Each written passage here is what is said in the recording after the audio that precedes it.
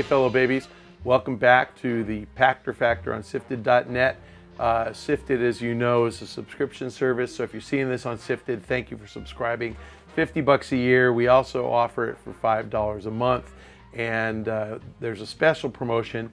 If you sign up for SIFTD, you're entered into a raffle to win a loot crate. We're giving one of these away every month, so we would welcome any new members' opportunity to win some cool gaming swag. If you're not interested in being a member of SIFTD.net, we're happy to see you a week later on YouTube. And again, I'll answer all the questions that we can each week. Thanks for joining us. Let's get to this week's first question. Our first question from Twitter, from @FlyinWinnebago. And now that its pricing and software have been announced, do you expect Nintendo to do any better with Switch than it did with the Wii U? Yeah, I do. I think that, Switch is priced okay. There's a lot there for the $299, so it's slightly less expensive than the Wii U was at launch. I think that the control scheme, the tablet, the docking station, and ability to play on television is more intuitive, more kind of normal gaming controls than we had with the Wii U. I think a lot of people didn't understand the gamepad with the Wii U. So pricing is okay. Game control scheme makes sense. I think that the software lineup's better, and I'd have to go back and actually look and count the number of first-party titles that were launched with the Wii U, but it seems to me like there's more first-party titles and a lot more third-party titles that sound like they're interesting in the launch window. So I think that Switch will probably start out better. Wii U sold 3.9 million units in its first year. I think Switch does about double that. So I'd say somewhere around 7 million, possibly 8 million units. I think the launch in March is smart. So yes, I think better than Wii U. Time will tell if we get enough third-party support to keep the momentum going, but I think early momentum will be strong, and I think Switch will be successful. Look, nobody has a Wii U. So I think they're going to get everybody who never bought a Wii U. Plus, I think it's, well, we'll get to it. I think it's second console in the household.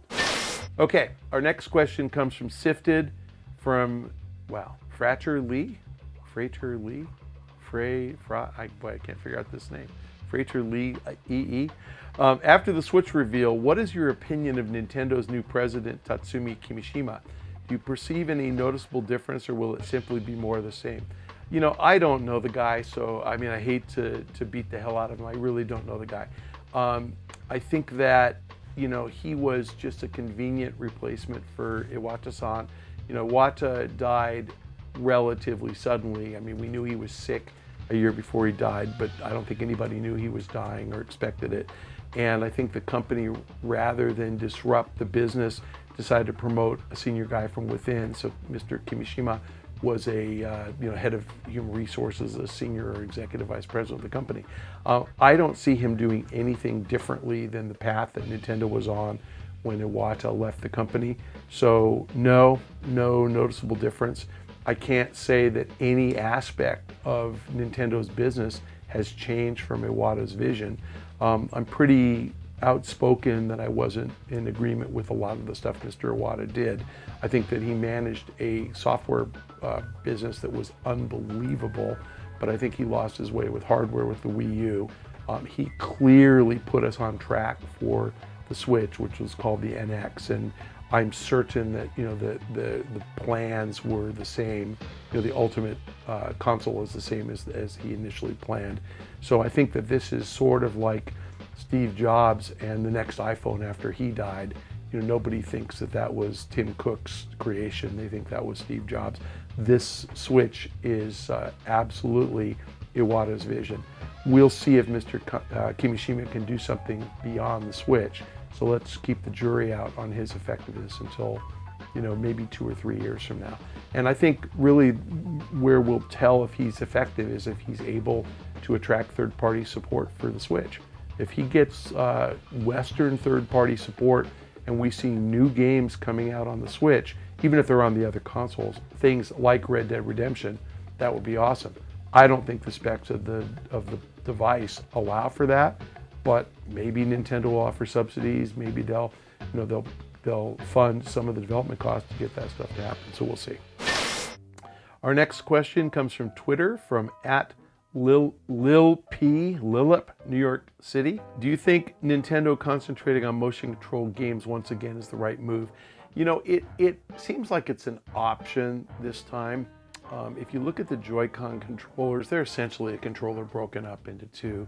Yes, there are some motion control games and there will be plenty of opportunity, but you can play with a regular controller. One of the aftermarket accessories Nintendo's offering is a standard controller that looks a lot like an Xbox controller. So I don't know if most games are going to actually rely on the motion control scheme, but it's a nice feature to have, and I think that allows innovation to the extent that the developer wants to innovate. So yes, I think going back to the Wii kind of control scheme makes some sense. Going with a standard control scheme makes a lot of sense. Having a hybrid, I think, just creates more flexibility for developers. So yeah, I do think that's the right move. I think one of the endearing things about Nintendo, and one of the most frustrating for me, is that Nintendo is intent upon being different. So I think that Nintendo believes the secret to success is standing out and being different from its competition. And on the one hand, that's really great. And on the other hand, it's really frustrating because when it works like it did with the Wii, we absolutely love it and we embrace it and we all buy the device and everybody makes as much software as they can. When it doesn't work, as it failed with the Wii U, everybody abandons the system and it becomes a paperweight.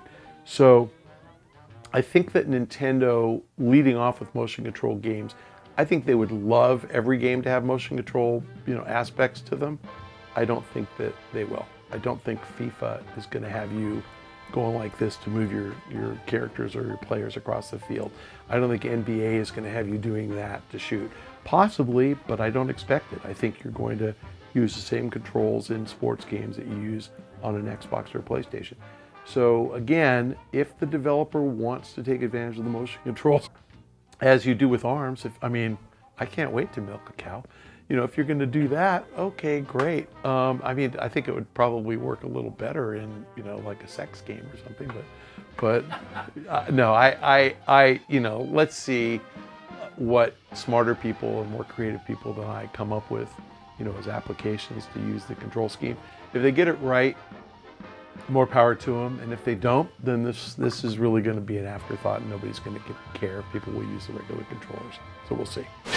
Our next question from SIFTD comes from Derek J. Higgs 8. Do you think Nintendo will eventually release a portable-only version of Switch at a cheaper price? Soon the 3DS will be done, and Nintendo will need to sell more Switch hardware and software to maintain revenue. I think that's a really insightful question. I doubt that Nintendo's engineering is ingenious enough to pull this off. I think that Nintendo believes there's a place for a handheld and a place for a console.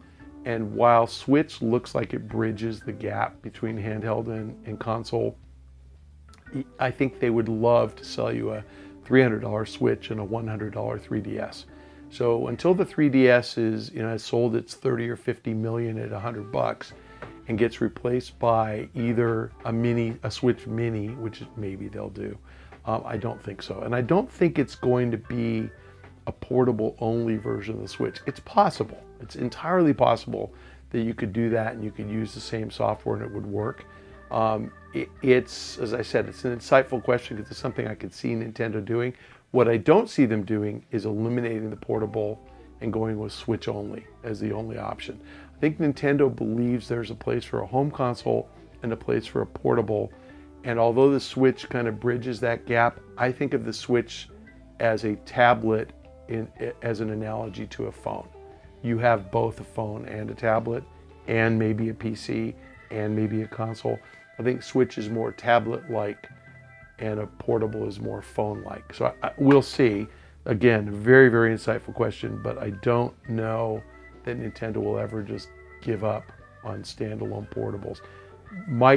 It might be that they end up calling the new portable the Switch Junior or something. That I could totally see, and I could see it being exactly the shape of the Switch with the Joy-Cons, but not detachable, and being a portable that worked that way. I could totally see that as the entry level, get under 10-year-old kids used to playing that, and then when they graduate to the Switch, it's natural. So that may be part of Nintendo's vision. I think Nintendo considers itself a hardware company, and they want to sell you hardware. So the question is just, really, it's convergence of the Switch with portable.